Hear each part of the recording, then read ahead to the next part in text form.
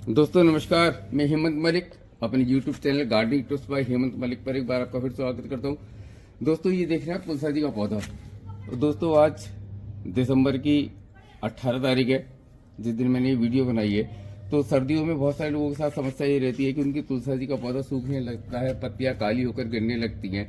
लेकिन अगर आप देख पा रहे हो कि तो मेरे तुलसा जी के पौधे की सारी पत्तियां हरी बनी हुई है, मंजरी भी बहुत सारी आ रही हैं। तो दोस्तों इस पौधे को सर्दियों में किस प्रकार से मरने से बचाना होता है, किस प्रकार से आप इसका ध्यान रखें कि इस पे नया नया फुटाव भी आता है। जैसे सर्दियों में तो इसका डोरमेंसी पीरियड होता है, सर्दियों में इसकी ग्रोथ बिल्कुल खत्म हो जाती है, पत्तियां काली होकर गिरने लगती हैं। जैसे अगर मैं आपको कुछ बताएं तो ये पत्तियां देखिए, अगर आप काली होने लगी हैं। तो दोस्तों इस पौधे का किस प्रकार से ध्यान रखना होता है, तो आपके साथ मैं चर्चा करूंगा। आपको ऐसे खाद के बारे में बताऊंगा, अगर जिसका इस्तेमाल करेंगे आप तो आपका पौधा मजबूत हो जाएगा, तना मजबूत हो जाएगा, पौधा मरेगा भी नहीं। तो चलिए दोस्तों को वीडियो को शुरू करते हैं, बहुत लंबा नहीं करते हैं। तो दोस्तों पहले मोटी मोटी 3-4 बातों पे डिस्कस करते हैं, उसके बाद हम खाद के बारे में बात करेंगे। क्योंकि खाली खाद ही ऐसी चीज़ नहीं होती जिससे आप पौधे को हरा भरा बना सकते हैं। तो दोस्तों सबसे पहले बात करते हैं कि इस पौधे को कैसे मिट्टी में लगाना चाहिए। तो दोस्तों इस पौधे को वेल ड्रेन मिट्टी में लगाना चाहिए। ऐसी मिट्टी होनी चाहिए कि जिसमें आप पौधे में पानी दें और पानी खड़ा ना हो, और पानी जो है उसका ड्रेनेज होल के थ्रू सीधा गमले से बाहर निकल जाए। तो मिट्टी तैयार करते समय इसमें थोड़ा सा रेत मिला लेना चाहिए, क्योंकि रेत पौधे का ड्रेनेज सिस्टम को स्ट्रॉन्ग करता है और उसमें पानी खड़ा नहीं होता है। दोस्तों इसके बाद बात करते हैं कि इस पौधे को कैसे स्थान पर रखना चाहिए। तो दोस्तों इसको ऐसे स्थान पर रखें जहाँ इसको भरपूर धूप आती हो, क्योंकि धूप में इसकी ग्रोथ अच्छी होती है। सर्दियों में ऐसे स्थान पर अगर आप रख देंगे जहाँ धूप कम आती है तो पौधे की ग्रोथ बंद हो जाती है और पौधा मरने लगता है। दोस्तों सबसे ज़्यादा विशेष बात अब जो इसकी करते हैं वो है दोस्तों इसका ध्यान रखने की। तो दोस्तों जैसे इस पौधे पर मंजरी आनी शुरू हो सर्दियों में, तो आप मंजरी को कट कर दें, और जहाँ से आप पिक करेंगे दोस्तों, पिंचिंग जो होती है एक बहुत बढ़िया तरीका होता है इस पौधे को घना बनाने के लिए। जहाँ से भी आप इस पौधे की पिंचिंग करेंगे तो दोस्तों वहाँ से नया नया फुटाव आने लगता है। क्योंकि जितना ज़्यादा फुटाव होगा उतना ही पौधा घना होगा, क्योंकि जो मंजरी होती है पौधे की सारी ताकत को इसको पकाने में लगा देती है। तो इससे में हमारा जो ध्यान होना चाहिए वो होना चाहिए कि पौधे पे नई ग्रोथ कैसे आए। अगर हम इसकी मंजरियों को तोड़ते रहेंगे तो पौधे पे जो इसकी ताकत है वो इसकी ग्रोथ में लगाएगा, मंजरी को पकाने में नहीं लगाएगा। मंजरी को उठा के आप रख लें, क्योंकि दादी माँ का नुस्खा भी है कि इसकी जो मंजरियाँ होती हैं वो खांसी में और बुखार में बहुत अच्छा काम करती है।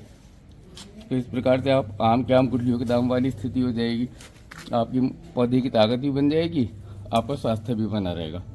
तो दोस्तों इस प्रकार से आप मंजरी को हटाते रहें। दोस्तों अगली विशेष बात होती है इसको वाटरिंग करने की। तो दोस्तों सर्दियों में वेपराइजेशन कम हो जाता है, यानी कि पानी भाप बन के कम उड़ता है। तो इस समय इसको पानी कम देना चाहिए। पानी आप तभी दे जब इसके ऊपर की मिट्टी की सतह सूख गई हो, क्योंकि ज़्यादा पानी देने से भी पौधा मर जाता है। तो आप पानी का विशेष ध्यान रखें। वैसे हमारे सनातन धर्म में परंपरा है कि सुबह को हम 1 लोटा जल तुलसा जी में डालते हैं। तो आप उसके लिए इस समय सर्दियों में छोटी लुटिया का उपयोग करें, बड़ी लुटिया का उपयोग ना करें जल देने में। तो आपकी आस्था भी बनी रहेगी, आपका जो सनातन धर्म है उसके नियमों का पालन भी हो जाएगा और पानी की मात्रा कम भी हो जाएगी। दोस्तों अब बात करते हैं, ये तो हुआ कि हम किस प्रकार से पौधे को घना बनाएंगे पिंचिंग होने के। दोस्तों अगली बात करते हैं विशेष इसकी खाद की। तो दोस्तों इसको नाइट्रोजन फर्टिलाइजर जो होता है बहुत उपयुक्त सोर्स होता है इसकी ग्रोथ के लिए। तो दोस्तों आप गमले की समय हल्की हल्की गुड़ाई कर लें। इस प्रकार से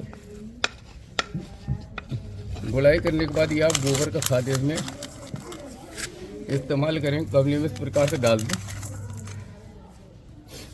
थोड़ा सा गोबर का खाद डाल दें। और दोस्तों जो अगली विशेष चीज़ होती है दोस्तों वो होता है कि पौधे का तना स्ट्रॉन्ग होना। तो तना स्ट्रॉन्ग होने के लिए, इस टाइम स्ट्रॉन्ग होने के लिए दोस्तों जो सबसे महत्वपूर्ण खाद होता है वो होता है पोटेशियम। पोटेशियम जो होता है उसको अगर आप पौधे में अप्लाई करते हैं तो उससे जो पौधे का तना है मजबूत होता है। तो दोस्तों इसके लिए मैं ये पोटाश मील है, पोटाश मील के सिर्फ 3 से 4 दाने, 4 दाने इस प्रकार ले लीजिए और 4 दानों को इस प्रकार लेकर आप गमले में डाल दीजिए, जितनी भी आपके तुलसा जी लगी हुई है। तो इसके इस्तेमाल से भी जो है पौधे का तना स्ट्रांग हो जाता है। जब पौधे का तना स्ट्रांग होता है तो पौधा मजबूत बना रहता है। तो दोस्तों ये थी एक मेरी छोटी सी वीडियो कि किस प्रकार से आप सर्दियों में अपने तुलसा जी के पौधे का ध्यान रख सकते हैं और पौधे को मजबूत कर सकते हैं, पौधे को मरने से बचा सकते हैं। तो ये 3-4 टिप्स का अगर आप ध्यान रखेंगे तो आपको तुलसा जी का पौधा सर्दियों में हरा भरा बना रहेगा, जिस प्रकार से मेरा बना हुआ है। तो दोस्तों कैसी लगी वीडियो? अगर वीडियो अच्छी लगी है, मेरे चैनल पर मेरी वीडियो पहली बार देख रहे हैं तो मेरे चैनल को सब्सक्राइब कर लेना, वीडियो को लाइक करना, दोस्तों के साथ शेयर करना ताकि और भी लोग इस जानकारी का लाभ उठा सके। आज के लिए इतना ही, मिलता हूँ फिर किसी अगली वीडियो में किसी नए टॉपिक के साथ। तब तक खुश रहिए, स्वस्थ रहिए, गार्डनिंग करते रहिए। Thanks for watching, bye, good day.